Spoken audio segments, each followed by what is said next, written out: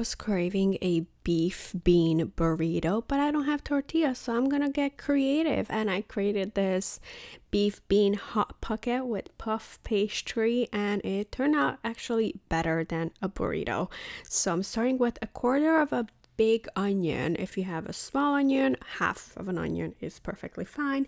I always cut it sideways, so first slice it and then from the top down, and then from the side I can chop it, and then I'll have even small onion squares. So that is to the side, and we're done with this one. A little bit of oil into my pan, and onion goes in, and I always cook my onion low and slow. For the tomato, I'm using a tomato knife which has like these weird looking teeth to help you cut through the skin, because often if you just use a regular knife it will mush the tomato together and no one likes that. But I am gonna chop it up into tiny little pieces because I'm trying to replicate a beef burrito, and there's definitely tomato in there. So I'm just chopping these tomato up, almost like a salsa with a bigger knife right now. This will also give some sauciness into my filling. My onion is looking nice. I don't want to cook this onion until it's mushy, like mushy sauteed brown, because I feel like when you're eating Mexican, onion is often not cooked down, so you can still see the pieces in it. I'm using cannellini beans, very similar to pinto beans. I don't have pinto beans, so this is what I'm going to be using, and it's going to be also very soft once it cooks. A pack of beef, and this dried cilantro. I got this on Amazon. I'll put a link down below. But it's just so useful to always have cilantro at home, because for some reason mine always end up dying and I never use the whole bunch, so this is such a good alternative. Put in my beef, adding a ton of garlic powder, smoked paprika. This is gonna give it some red coloring, and the secret ingredient, cumin. When you think of chili flavor, this is what you're thinking of. Cumin is what gives chili in Mexican food that flavor that we know, that you smell it and instantly you know it's chili or something similar. And I feel like beef burrito is very similar to chili flavoring, so cumin is the secret ingredient in this one. And then tomatoes in. This gonna cook all together very nicely. Just mix, and then about a tablespoon of the dry cilantro. This is gonna absorb the moisture and then turn soft, and still has all the cilantro flavoring in it. Beautiful.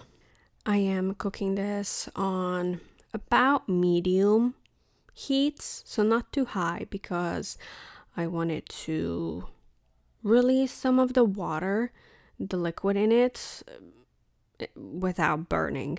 I added the beans and still cooking it on low until most of the water evaporates and the beans are soft. Look at that. And I'm adding, first I added a cup of shredded cheese. This will also help me to glue all the filling together, because otherwise the meat is just gonna fall apart. Nothing is holding it together. There's no starchiness in there, so we need the cheese. And of course, beef burrito definitely has cheese in it. I added a half cup more because I just felt like, cheese, might as well. Why not? We love cheese, so more cheese. And this looks just like a beef bean burrito filling. I feel like I replicated this perfectly, like to the T, to the point where you can't even tell that this is not store-bought. 2 puff pastries. I feel like I need a college degree to open this, because it's definitely childproof, and that's what I'm feeling right now after how much I struggled opening these puff pastries. For puff pastry, I always use a pizza cutter to cut it because I feel like it just glides so much better than a knife. And here I'm measuring where I'm gonna cut these, and I'm basically making hot pockets. So I'm gonna need a top and a bottom square of puff pastry, and a pizza cutter also prevents my my silicone mat from damage because it will not cut it like a knife.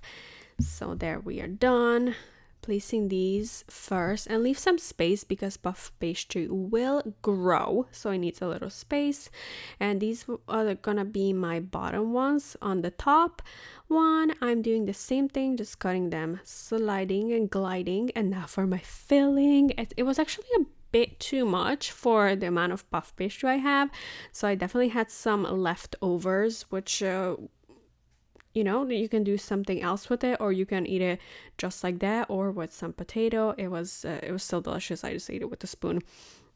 Filling in, and then we're gonna need an egg wash because that is gonna keep it all together, prevent it from leaking, and also gonna give it a shiny coat on top. Here's my egg wash, and normally I would use a brush, but because there's so little space on those edges, I'm just using my finger, and I want to make sure that all of the visible pastry is coated with a little bit of egg wash.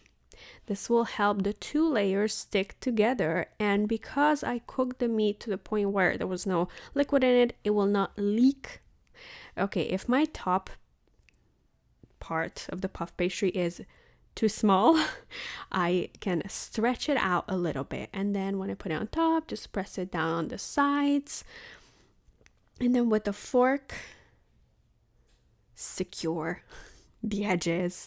And this will also give it a really nice looking texture. Like, it looks like I got this out of a professional bakery. I love making these so much, and you can get so creative with the filling.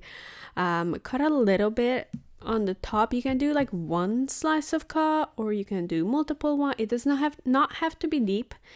It's just that so the steam can come out from within, and then egg brush the top. Normally I will put sesame seeds on it or something else, but this, I feel like this is not needed. Oven 400 degrees for 20 minutes first, and then if you need a little more, then add like 3-4 minutes. For my oven, it's always 24 minutes exactly, but I always first set it to 20 and then just keep an eye. 20 should be enough, but maybe you need a few more. And beautiful. Oh my god, these came out so delicious. Don't ask me about the calorie, it's probably very high, but you know what, it's so delicious. And everything in here, all the ingredients are good ingredients. The puff pastry I'm using is all butter, and we have organic meat in there, and then just onion and a couple of seasoning and beans. So, you know, I think it's healthier than a store-bought beef bean burrito. There's no preservative in it, and it's so delicious. It's crunchy and it's flavorful.